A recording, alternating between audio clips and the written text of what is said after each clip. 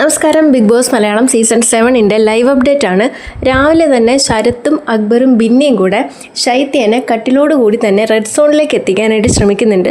പക്ഷേ ഇവർ കൊണ്ടുപോകുന്ന വഴിക്ക് തന്നെ ശൈത്യം ഉണരുന്നുണ്ട്. എന്നാലും അവർ നല്ലൊരു അറ്റംപ്റ്റ് നടത്തിയെന്ന് പറയാം. പിന്നീട് ലൈവിൽ വലിയൊരു അടി നടന്നു. അടിക്കുള്ള റീസൺ അക്ബർ അനുവിൻ്റെ അടുത്ത് പോയിട്ട് പറയുകയാണ്, അനുവും ഷാനവാസും കൂടെ പ്ലാൻ ചെയ്ത് ഇവിടെ കണ്ടന്റ് ഉണ്ടാക്കുകയാണ് എന്നുള്ളത്. അപ്പോൾ അനു തിരിച്ചു പറയുന്നു, നിങ്ങൾ 3-4 പേരും കൂടെ പ്ലാൻ ചെയ്തിട്ടാണ് ഒരാളുടെ പുറകെ പോയി അറ്റാക്ക് ചെയ്ത് കണ്ടന്റ് ഉണ്ടാക്കുന്നത് എന്ന്. നിങ്ങൾ ഇവിടെ വന്നിരുന്ന് ഇങ്ങനെ സംസാരിക്കുന്നത് തന്നെ എന്നെ വെച്ച് കണ്ടന്റ് ഉണ്ടാക്കാൻ വേണ്ടിയിട്ടല്ലേ, എന്നെ വെച്ച് കണ്ടന്റ് ഉണ്ടാക്കാൻ ഞാൻ സമ്മതിക്കത്തില്ല എന്ന് പറയുന്നു. അങ്ങനെ അങ്ങോട്ടും ഇങ്ങോട്ടും വാക്ക് തർക്കമായി, എടി പൊടി വിളിയായി.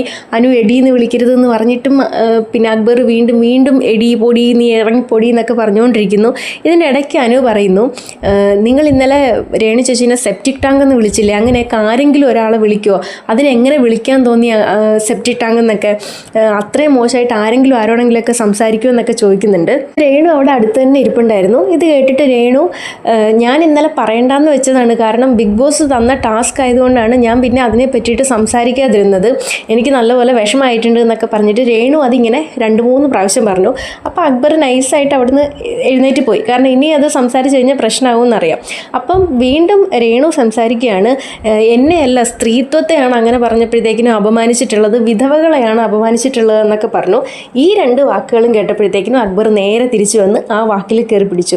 അങ്ങനെ കേരളത്തിലുള്ള സ്ത്രീകളുടെ മൊത്തം അട്ടിപ്പേരവകാശം രേണു ഏറ്റെടുക്കേണ്ട, വിധവകളുടെ അവകാശമൊന്നും രേണു ഏറ്റെടുക്കേണ്ട ആവശ്യമില്ല, ഞാൻ നിന്നെയാണ് പറഞ്ഞത് എന്ന് പറയുന്നു. അപ്പോൾ രേണു പറയുന്നു, എന്നെ നീ എന്ന് വിളിക്കേണ്ട, നിന്നെ എന്ന് വിളിക്കേണ്ട, ഞാൻ അക്ബർ എന്നാണ് വിളിക്കുന്നത്, എന്നെ രേണു എന്ന് വിളിച്ചാൽ മതി എന്നൊക്കെ പറയുമ്പോഴും അക്ബർ ആവർത്തിച്ച് നിന്നെയാണ് പറഞ്ഞതെന്ന് പറഞ്ഞുകൊണ്ട് നന്നായിട്ട് ട്രിഗർ ചെയ്യുന്നുണ്ട്. രേണു ആണെങ്കിൽ ഭയങ്കര സൗണ്ടിൽ എന്നെ അങ്ങനെ വിളിക്കരുത് എന്ന് പറഞ്ഞുകൊണ്ടിരിക്കുന്നു. ഇതിനിടയ്ക്ക് അഭിലാഷും ഇതേ വിഷയത്തിൽ കയറിയിട്ട് ഇടപെടുന്നുണ്ട്. അഭിലാഷും വന്നിട്ട് പറയുന്നു, ഇവിടെ വുമൺ കാർഡും പിന്നെ വിധവാ കാർഡൊന്നും ഇറക്കണ്ട, കാർഡ് ഇറക്കിയുള്ള കളിയൊന്നും ഇവിടെ വേണ്ട, രേണുവിനെ പറഞ്ഞത് തെറ്റാണ്, അത് ഞാനും അവനോട് പറഞ്ഞിട്ട് അവൻ ഇന്നലെ രാത്രി വന്ന് മാപ്പ് പറഞ്ഞു എന്ന്.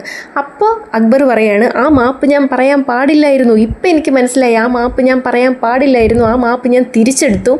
അപ്പം രേണുവും പറയുന്നുണ്ട്, ഞാൻ മാപ്പ് തരത്തില്ല, അങ്ങനെ വിളിച്ചത് ആ മാപ്പ് ഞാൻ സ്വീകരിക്കത്തില്ല എന്ന് പറയുന്നു. അങ്ങനെ അങ്ങോട്ടും ഇങ്ങോട്ടും നല്ല ഒച്ചയും ബഹളമായിരുന്നു. ഇതിനിടയ്ക്ക് എന്തിനാണോ എന്തോ ശരത്തും കയറി വന്നിട്ട് നീ ഇറങ്ങി പൊടി എന്നൊക്കെ രേണുവിനടുത്ത് പറയുന്നു.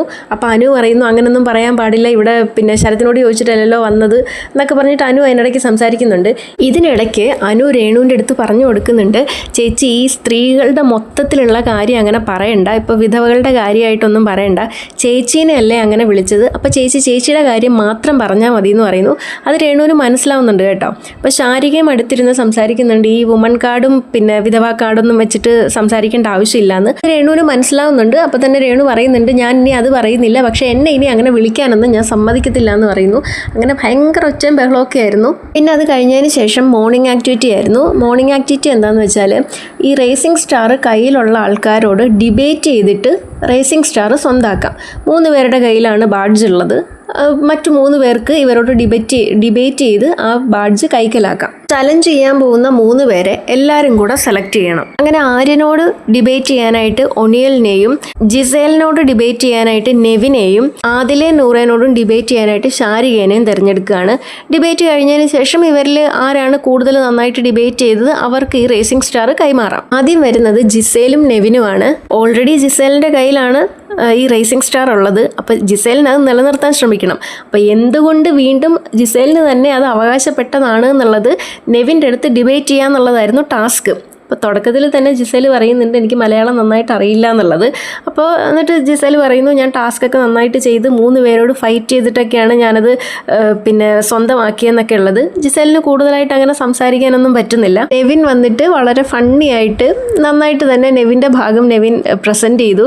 മാത്രമല്ല ഇന്നലെ ആര്യൻ്റെ റേസിംഗ് സ്റ്റാർ ഓൾറെഡി നെവിൻ മോഷ്ടിച്ചൊക്കെ വെച്ചല്ലോ. അപ്പോൾ അതൊക്കെ നെവിൻ പറയുന്നുണ്ട്, എൻ്റെ ഉറ്റ സുഹൃത്തായിട്ടുള്ള ഒരാളുടെ പോലും റേസിംഗ് സ്റ്റാർ എനിക്ക് മോഷ്ടിക്കേണ്ടി വന്നിട്ടുണ്ട്, ഞാനൊരു കള്ളനായി എന്നൊക്കെ പറഞ്ഞിട്ട് ഫണ്ണിയായിട്ട് തന്നെ അത് അവതരിപ്പിക്കാനായിട്ട് നെവിന് പറ്റി. അതുകൊണ്ട് തന്നെ ഇതിൽ നെവിനെയാണ് വീട്ടുകാരെല്ലാവരും കൂടെ സെലക്ട് ചെയ്യുന്നത്. അങ്ങനെ ജിസേലിൻ്റെ റേസിംഗ് സ്റ്റാർ നെവിന് കിട്ടുന്നു. പിന്നീട് ഡിബേറ്റ് ചെയ്യാൻ വരുന്നത് ശാരികയും ആദിലയും നൂറയുമാണ്.